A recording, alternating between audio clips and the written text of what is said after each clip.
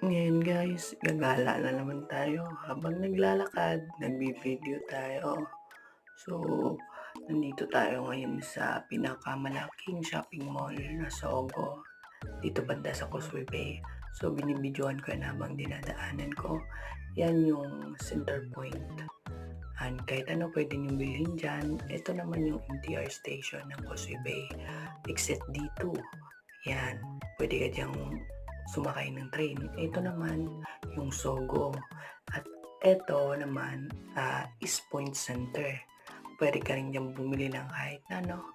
At ito naman yung Sogo Mall. Makeup, bags, lahat pwede mong bilhin dyan. Yan, pumasok ka lang dyan. Tapos, ito naman yung Alexander McQueen. Sa loob din yan ng Sogo makikita.